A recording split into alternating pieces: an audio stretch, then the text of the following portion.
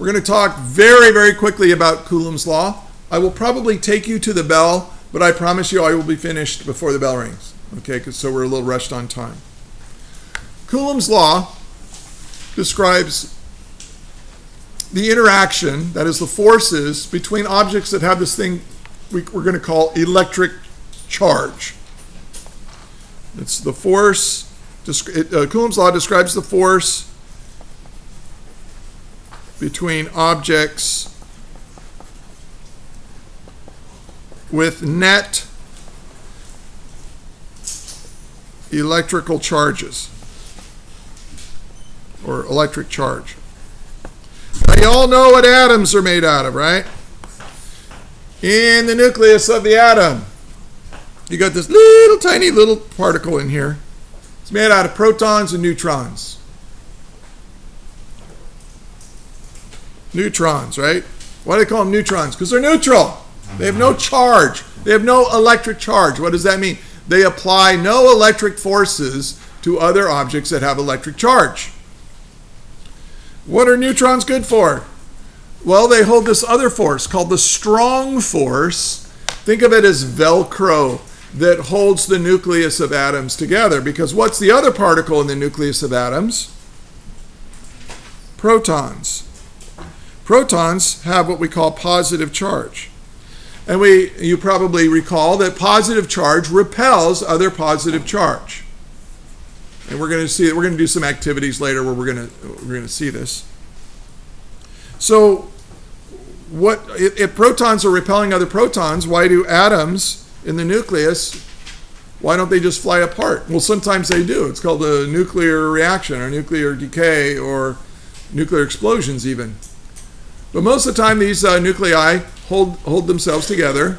And how do they do it? Well, the neutrons, they don't carry electric charge, but they do carry the strong force. And the strong force, it's a very well named force, it's the force that holds the nucleus together, and it's stronger than electric forces over short distances.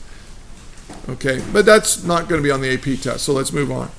So we have proton. Then buzzing around here in this, they move so fast. They move so fast. You can't even see them, but they're there. Electrons. They carry negative charge.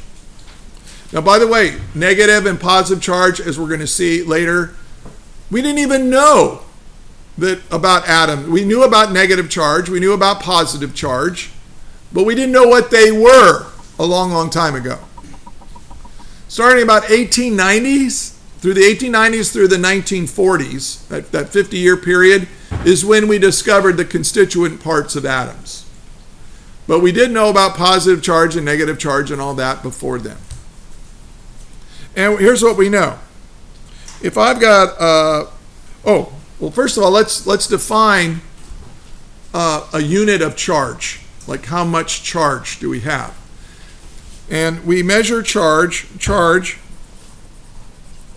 the quantity of charge that you have is measured in coulombs. Now, I'm not going to tell you right now how coulombs were defined originally. It was based on current, 1 volt, 1 amp, and blah, blah, blah. But we haven't gotten to any of that stuff yet, so I'll save that for later. But here's what we know. We now know through experiment that one electron has the same charge as one proton. So protons and electrons have different mass. Electron is very tiny in mass compared to proton, but they have equal electric charges. That is, they have the same effect on other charges as electrons and protons. But the electron, we give it a negative charge because it repels electrons, but it attracts protons. Protons we give a positive charge to because it repels protons, but it attracts electrons, and we say opposite charges attract. Okay. Now, what is the charge on an electron or proton? It's 1.6 times 10 to the negative 19 coulombs. And a coulomb is charge, and we use a capital C to represent a coulomb of charge. Well, so what is 1 coulomb? If you have 1 coulomb of charge, well, you just take the charge on a proton, 1.6 times 10 to the negative 19 coulombs, and you reciprocate it, and it's the number of coulombs per proton. And, I'm sorry, this is coulombs per proton. I want protons per coulomb. How many protons do you need to make 1 coulomb? Well, imagine a big basket of protons. Protons, protons, protons, protons, protons. How many of them do I need?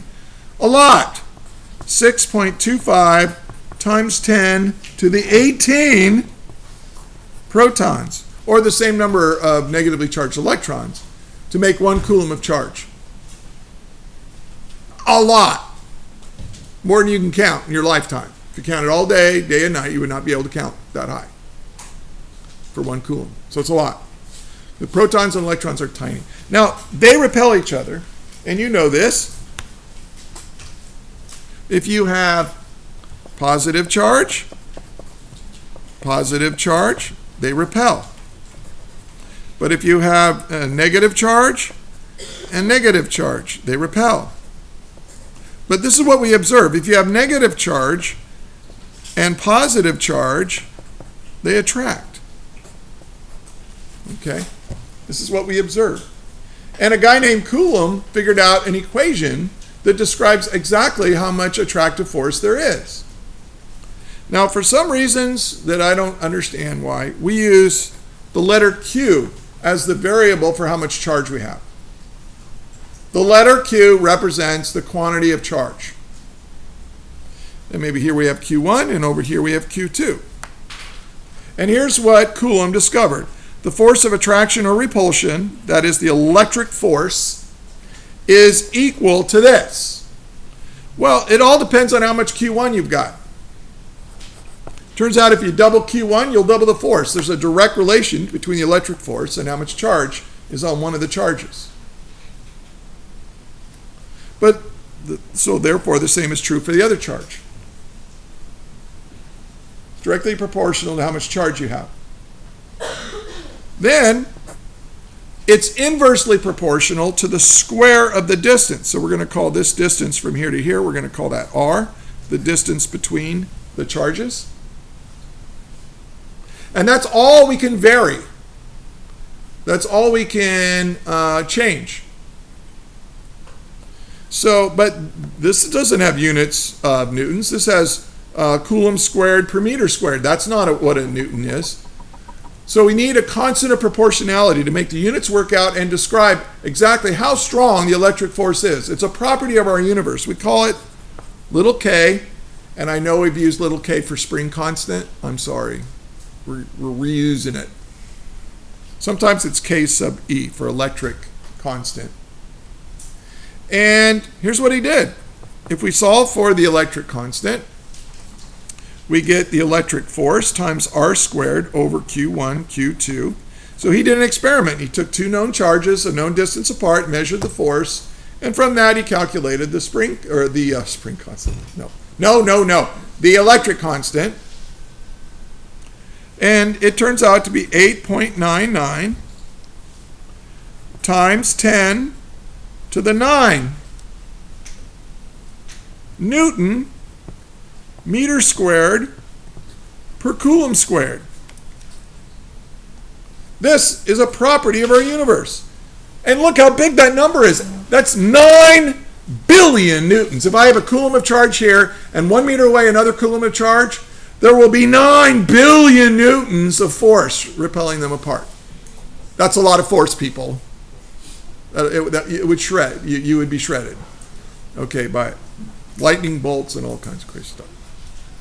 So this right here is Coulombs Law. And you use it to figure out what the forces are between charged particles. Now, we didn't have time to work an example or anything, but remember, forces are vectors. What if I had more than 1 point charge? Well, I would calculate the force of attraction or repulsion between various charges, and then I would add all those forces together. But you have to add them as vectors. which is a pain in the neck. Hey, one last thing. I'll take 30 more seconds, so please just wait. Remember the force of gravity? I'll write it down here. The force of gravity. Gm1 m2 over r squared. What was G? G was 6.67 times 10 to the negative 11. Look how tiny this is. Look how huge this is. Yeah, the electric force is much stronger than gravity. That's why we don't fall through the floor and sink to the bottom of the earth. Because the electric force is the contact force between your feet and the ground.